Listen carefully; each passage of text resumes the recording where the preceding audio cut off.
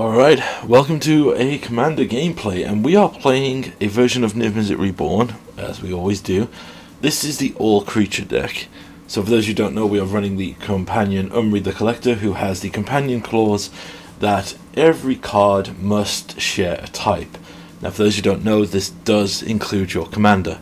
So in the case of this, we are tied to an all-creature deck. So naturally, this is 40 lands and 59 creatures.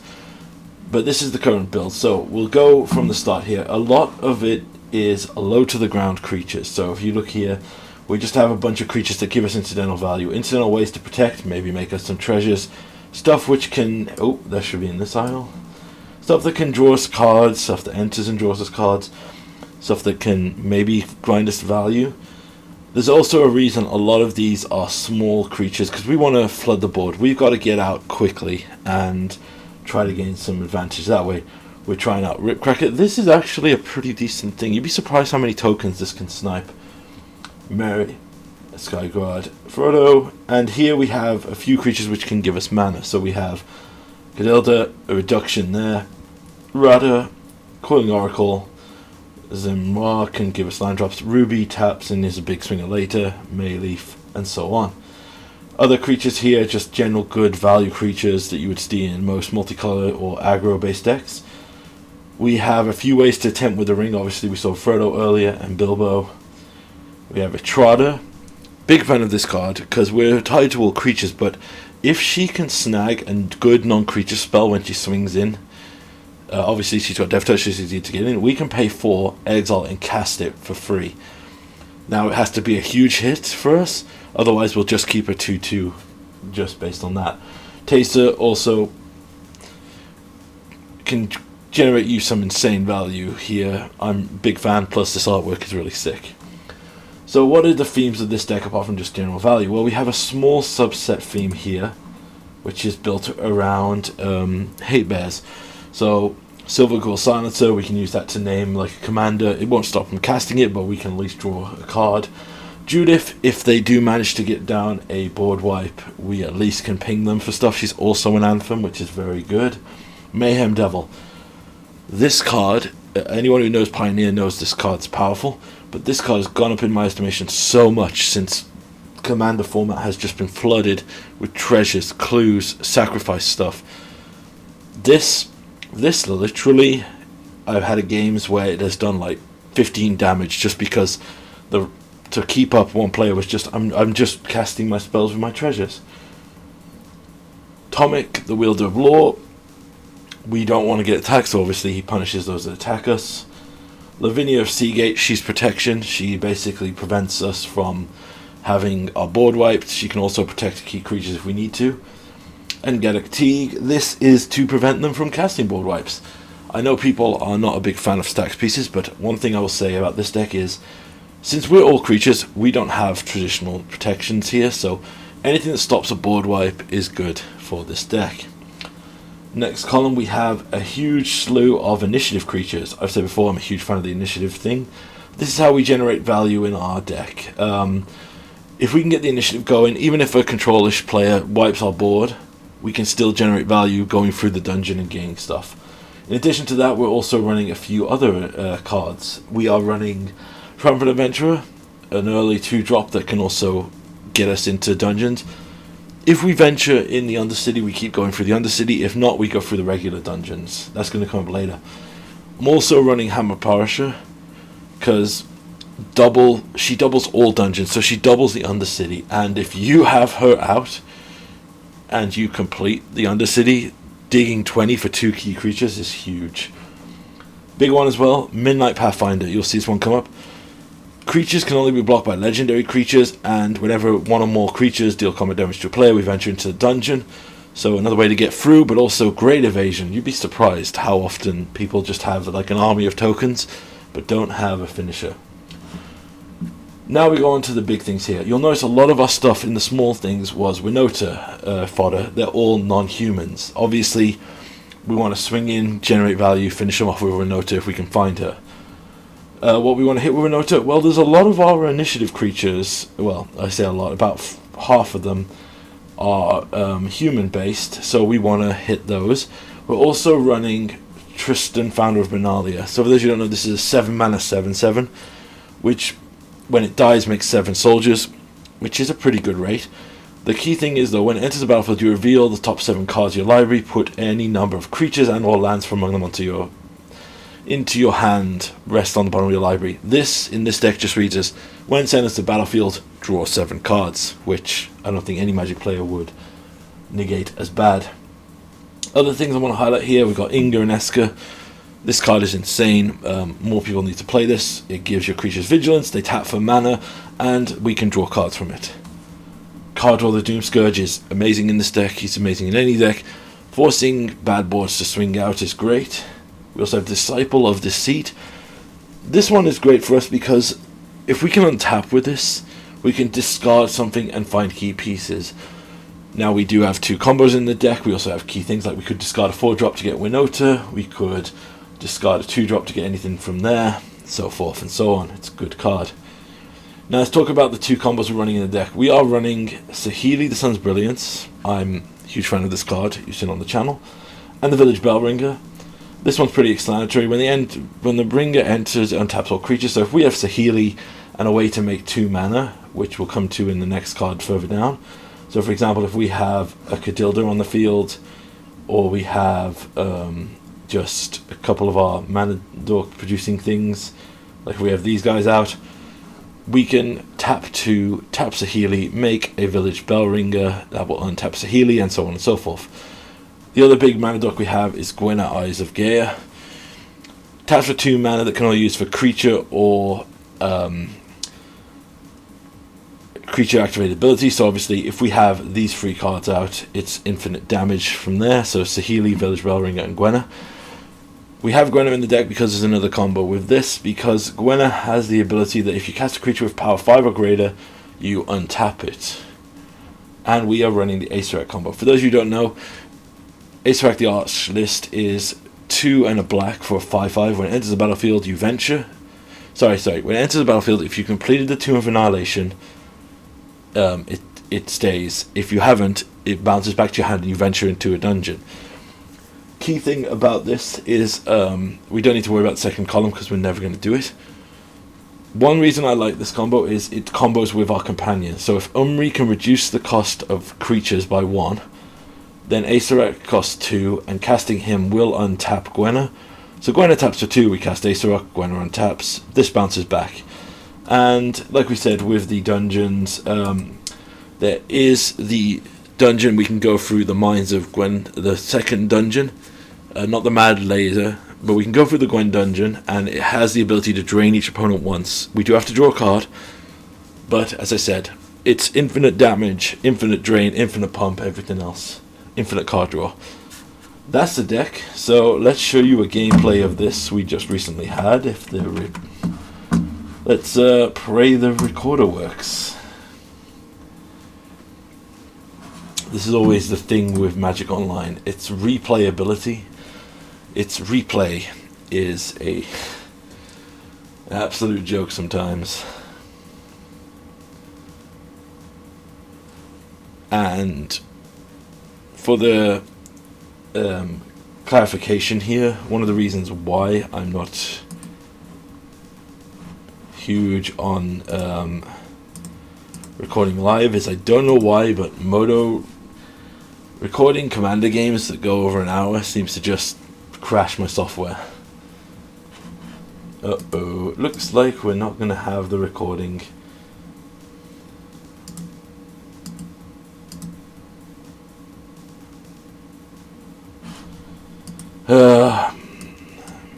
Yeah, so if people are wondering why Commander content is disappearing from this channel, it's not disappearing, as is also say, it's just it's hard to get it recorded and fired up apparently.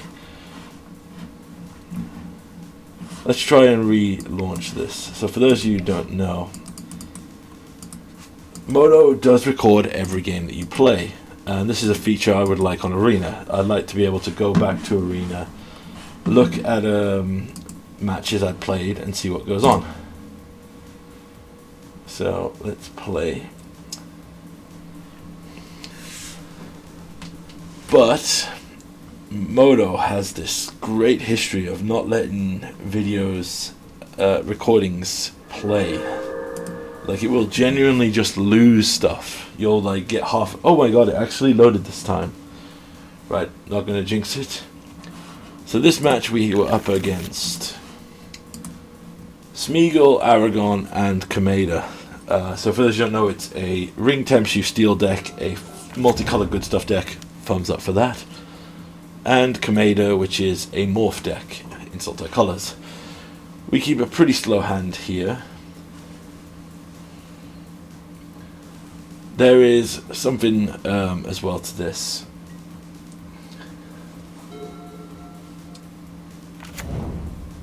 So our opponent starts dropping lands. I am going to have a drink while we wait for this to continue.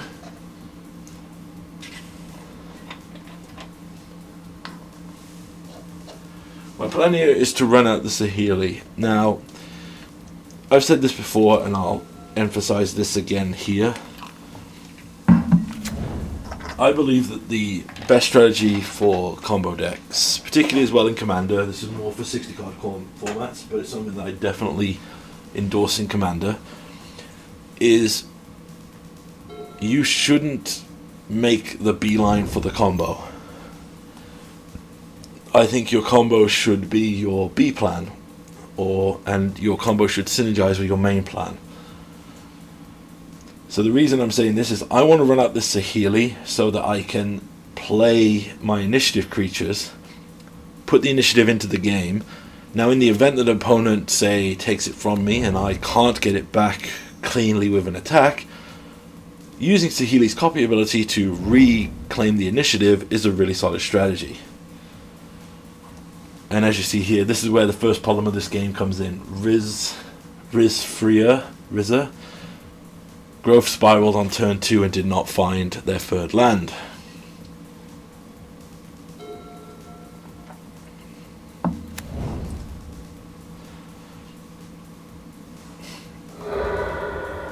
We have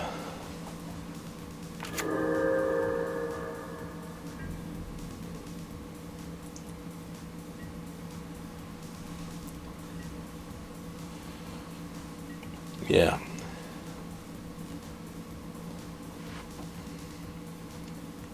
Gonna let this run for a sec. I'm just gonna get myself a drink.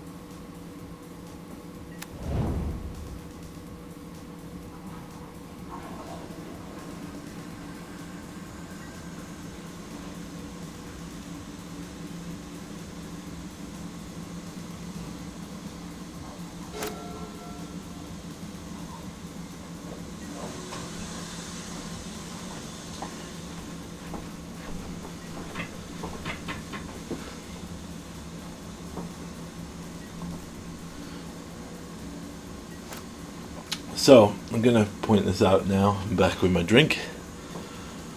The Smeagol player has dropped two key things here. It's dropped the Amulet of Vigor and the Sylvan Library. Now, I wasn't sure if I was going to press with Saheeli early.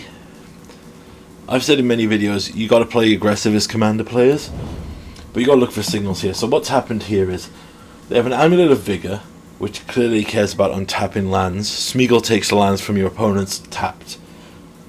They dropped a Lotus Petal, and now they have a Sylvan Library.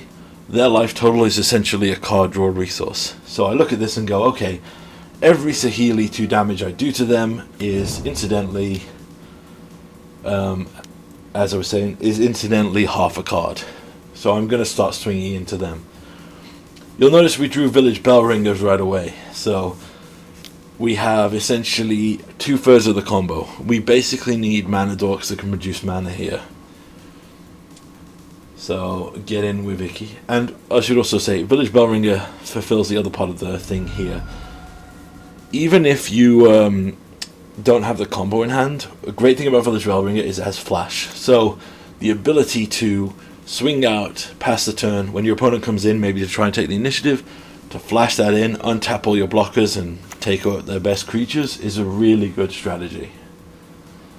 Our opponent drops a Smeagol here to probably try and prevent us getting a Saheeli attack in. I am still probably going to press. You'll notice that our opponent dropped a Grisella Blade of Night, which would be very sick with Aragon.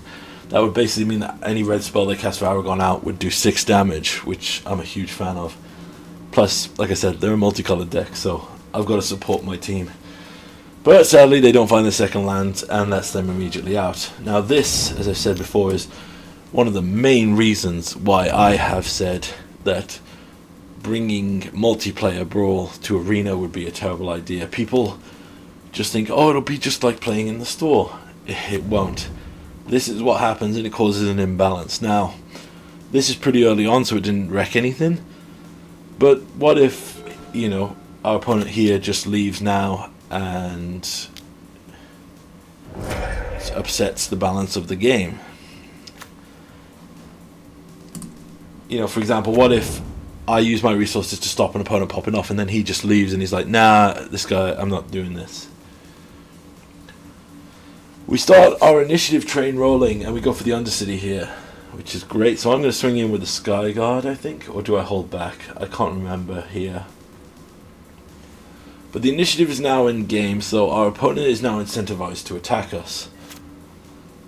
So here we go. Sylvan Library triggers, and they take a life. They Shriekmaw here.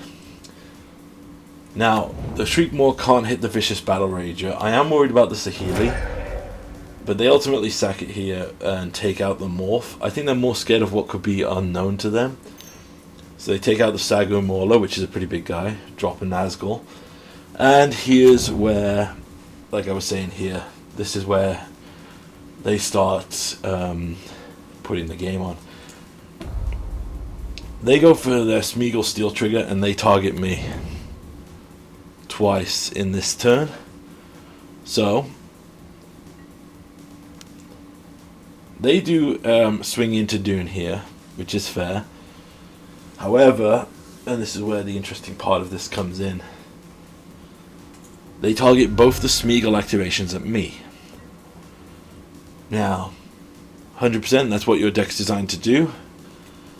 I do find that a bit weird though, because I am 5 colors, and potentially you could get 3 of the colors you're not.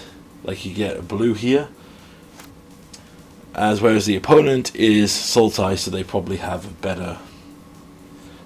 Anyway, I'm very upset because we mill our Winota, but our opponent here has shown that they are totally okay with just waiting for us here. They've double targeted us, so now I've got to take this guy out. Now they display a Worldly Tutor. They Worldly Tutor for the Tireless Provisioner. For those who don't know, it's the one that landfalls, makes food or treasure. So they are basically going to try and generate more value from the lands they steal. Other thing as well, this match was advertised as a 4, so I don't know how the Smeagol ranks in this. It did feel pretty low power, to be fair. He played some scary cards, but they just were synergy cards. Kudelka here goes for the Morph, and this is where we get our first problem. So I'm playing for aggro, because basically we've got some guy trying to steal my stuff, and a Sultai deck that could go wider than us. So we're going down the Forge path. First things first here, I'm going to use Saheeli to copy the Vicious Battle Rager. Double triggering the initiative, so we get 2 ventures this turn. Straight into the trap. Very underrated room, the trap. 5 damage to our opponent here. That's 1 point something cards from their thing. We swing in. We're going to keep putting pressure on their life total.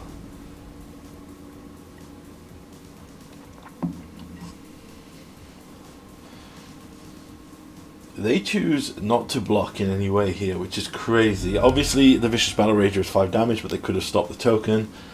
So we'll just put in the Village Bell Ringer now. I could hold up, but I'm sending a very clear signal. You've attacked me. You've took my stuff. Back it off, or I'm going to keep firing into you. Now this isn't like expressed like over the table, because obviously we're not playing over the table here. There was no conversation this whole match between us as players. They go down to 12. See what I mean about the thing being a resource? They sack the Nazgul, and like you can see here, they are just slamming down things that are landfall triggers. So here, interestingly, they go for food because they suddenly realized, oh dear, we've suddenly lost a huge chunk of our life here. I feel like I've got them under control here, so I'm putting my attention on Dune, but we get to the end step and our Smeagol player decides to target me again. Now, full power to them. They're welcome to target whoever they want. Like I said, it's on them. But, you know, basically you've poked the bear, and now I'm going to have to go in and do more damage. They just keep stacking food here to gain life.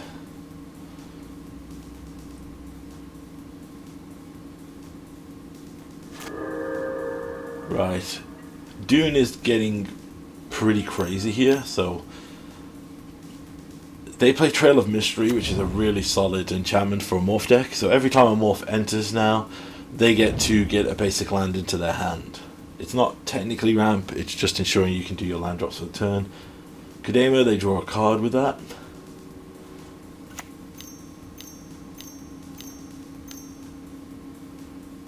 They play out Urban Evolution, so they are ramping.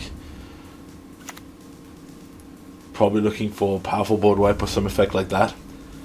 Morph, I don't know what their morphs are, so I'm playing very defensively here. But as I said before, our opponent with the Smeagol has shown that they intend to keep targeting me with their land steal, so I'm incentivized to just continue this assault on killing them.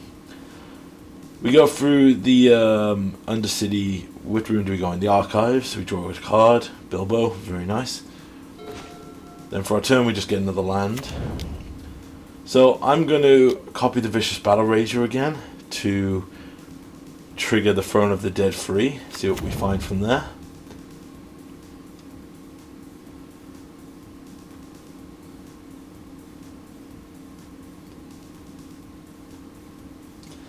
We get a pretty decent deck. I'm going to take the Taser because she's a big Death Toucher who can also buy us some time. I'm going to throw out Inga and Eska to give all my creatures...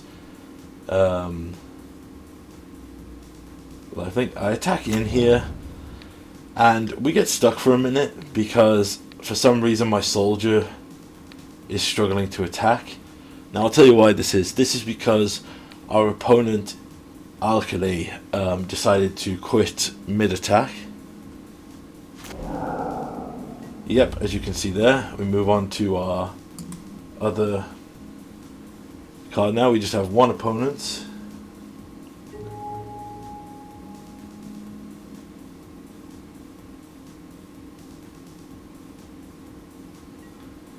Yeah, we had to send the soldier that way, which sucked. We also don't get a Taser trigger because they quit.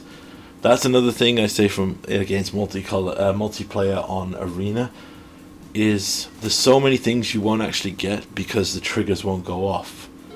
Think about it. If you swing in it with a life damage like Taser's trigger and the opponent leaves, you won't get that trigger. What if you needed that to stay alive? Ixodon flips down everything on the board, including their stuff, which is great, but we keep the 1/1 counters. So we have a very impressive board here. We still have the initiative. And this is where also I just want to raise this point. This player played so defensively. They did not come in. The initiative was ticking down. We were getting further into the dungeon. It was one-on-one.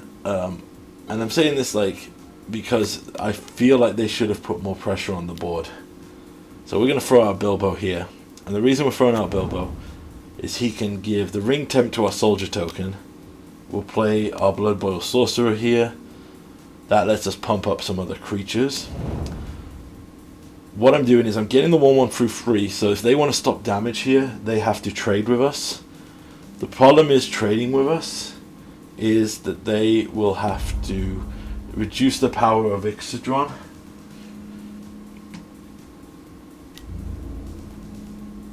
Yep, and they'll have to swing in. So the power won't decrease. So they block in a way to keep Ixodron alive.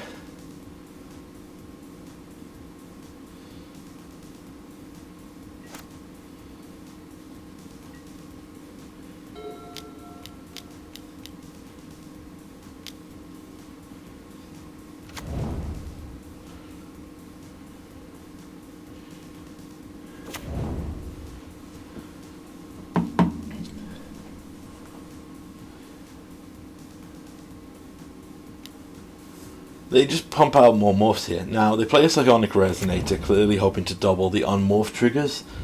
Now, big issue with that, though, is look here. They don't press in. They could have took the initiative away. They know that I'm going to attack. We've got a better board position. I feel like they should have played more aggressive. Now, obviously, I understand if they don't have it, they don't have it.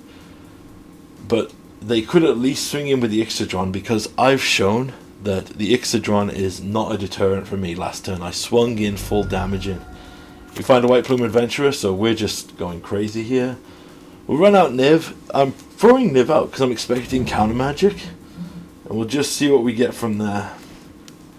Right, we take Sam, Pathfinder, and Lavatongue. Lavatongue is great here because even if they trade block or kill our stuff, then we still get a trigger on end step to do them damage or force them to discard or sack a permanent. They block. Make a very good play here, which kind of goes against what they were doing. They flip over a bird that has a bounce effect here, and they bounce back one of our big morph creatures, the Sky Knight. Feels a bit redundant when they turned it down, but that's fine. Obviously, it's not got an ETB, which is probably what they were trying to prevent. They go down to 11 here. We make a treasure.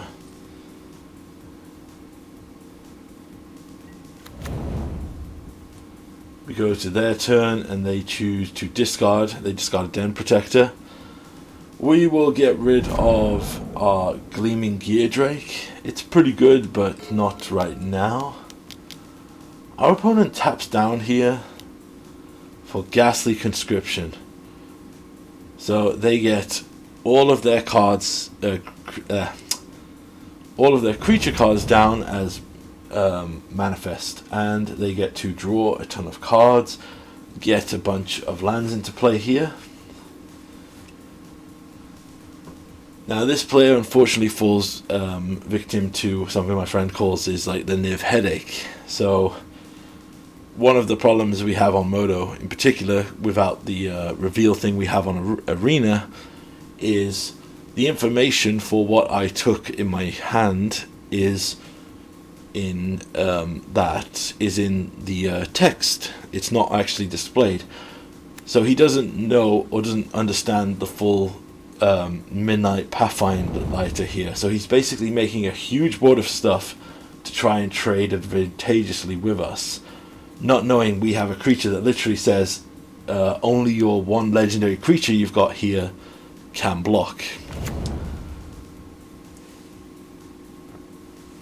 And ultimately that's going to be, I think, what's going to be his undoing.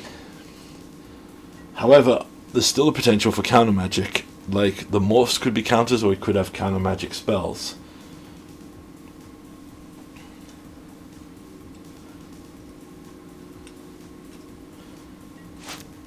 Alright, we get to the archive again.